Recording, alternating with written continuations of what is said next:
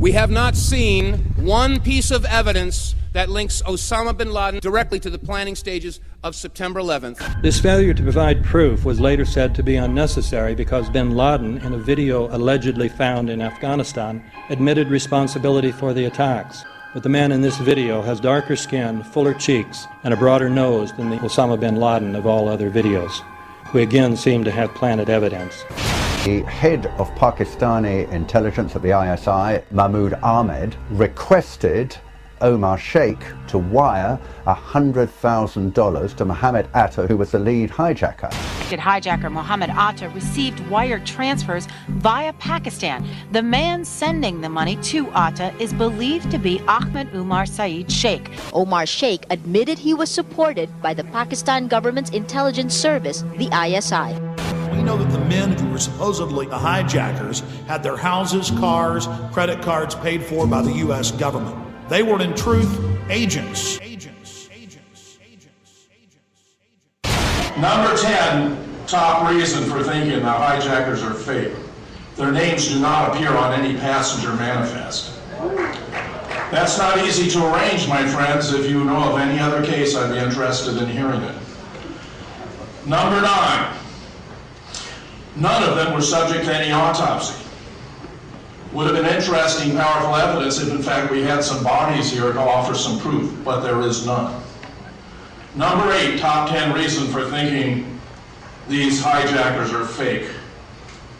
5 to 7 at least have turned up alive and well and living in the Middle East. They've even been interviewed by the BBC and The Guardian in the UK. Now, I dare say that if they were actually killed in the impact of these airliners, then it's even more difficult to imagine how they could have arranged those interviews. Walid al-Shari is a Saudi Airlines pilot in Casablanca, Morocco. Wael M. al-Shari is alive and well. Abdulaziz al-Amari is a Saudi Airlines pilot living in Saudi Arabia. Mohand al-Shari is alive in Saudi Arabia. Khalid al-Madar is a computer programmer in Mecca. Salam al-Hamzi works at a chemical plant in Yanbo, Saudi Arabia. Saeed al-Ghamdi is training to be a pilot in Tunis. Ahmed al-Nami is an administrative supervisor for Saudi Airlines.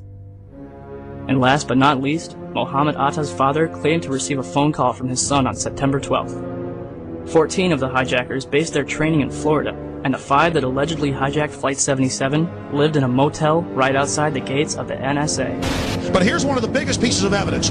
You all heard them say that a paper passport fell out of one of the towers and was picked up by a police officer on the street. This plane flies into the building, explodes with jet fuel out of the guy's jacket, goes through the fireball, through the side of the plane, out of the burning building, fire shooting out, and comes down to the ground unscathed. But something happened. For 6 months they reported they had this passport. Boy, we've got it, we've got the proof. And then the guy stood up and was alive in the Middle East, and they pulled it and said, oh, that was a mistake. He wasn't a hijacker, and the story just disappeared. Reason number 7, the FBI nevertheless has not revised its list. This is quite surprising. They have to be aware. David Ray Griffin's second book on 9/11, the 9/11 Commission Report, Omissions and Distortions, makes this point as his number 1 item.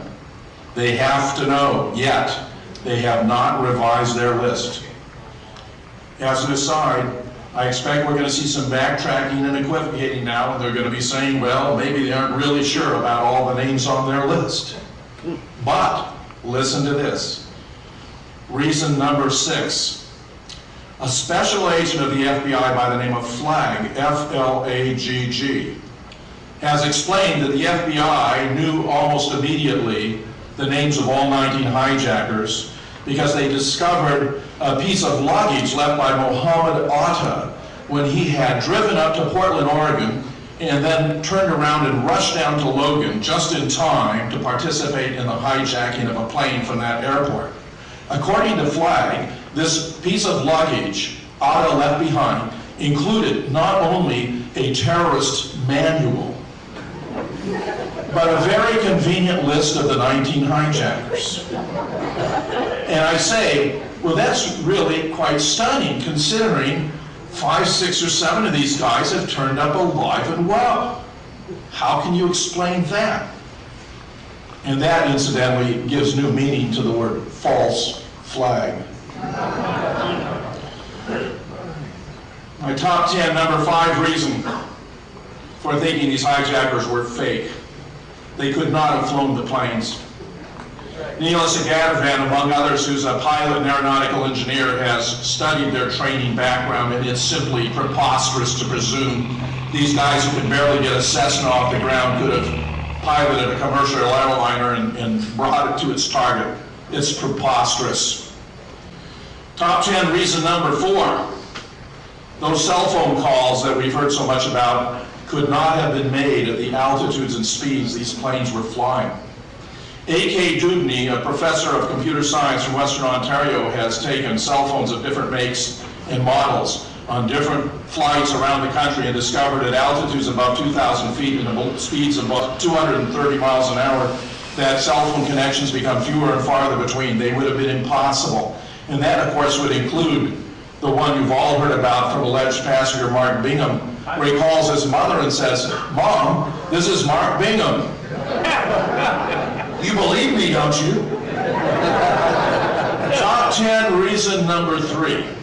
During the trial of the alleged 20th hijacker, Zacarias Moussaoui, a tape was played. A tape recording was played, allegedly from Flight 93, which included the passengers discussing how they were going to attempt to break down the cabin door using a drink cart.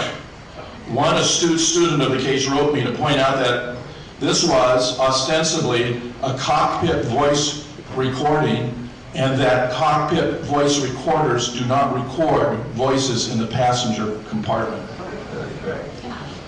Top 10 reason number 2 why these hijackers appear to be fake.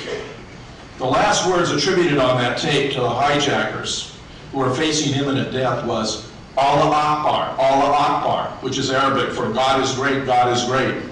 According to a Muslim member of Scholars for 9/11 Truth, the last words that a devout follower of Islam should say when confronting imminent death is not those words, but rather, in Arabic, there is but one God, Allah, and Muhammad is his prophet. I therefore suggest that the writers assigned to this script simply didn't know enough to get it right. Number 1, top 10 reason number 1 for believing these hijackers were fake. Zacarias Moussaoui, this April, was subjected to a trial to determine whether he should be punished by life imprisonment or even death for not coming forward to reveal the plot, which the government maintained, had he done, would have enabled the government to have intervened and saved lives. I make 3 observations. A year before, Zacarias Moussaoui confessed to a different plot.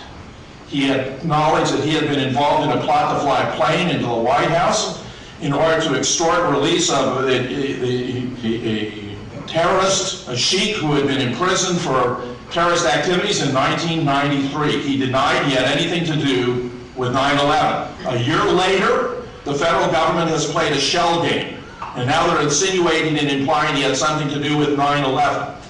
As my good friend Webster Tarpley has observed, this man had no obligation to come forward and to confess his involvement in a plot. Even if he had been involved in 9/11, we still have something here known as the Fifth Amendment. He had no obligation to incriminate himself. Third, and most tellingly, and this must have been incredibly embarrassing to the government, an FBI agent testified he'd been following Moussaoui. He'd been observing him taking this flight training. He had suspected that he might be involved in a terrorist plot, even to fly planes into the trade towers, though he suggested later that was merely a lucky guess. He testified under oath that he had told his superiors about his suspicions, not once, not twice, 70 times. And I say to you, 5 or 6 might be excused as ordinary incompetence. 20 or 25 may be criminal neglect. 70 times has to have been a matter of direct policy, deliberate policy. They were keeping these guys in reserve so they could use them as their cover story when the government itself perpetrated these dastardly terrorist acts.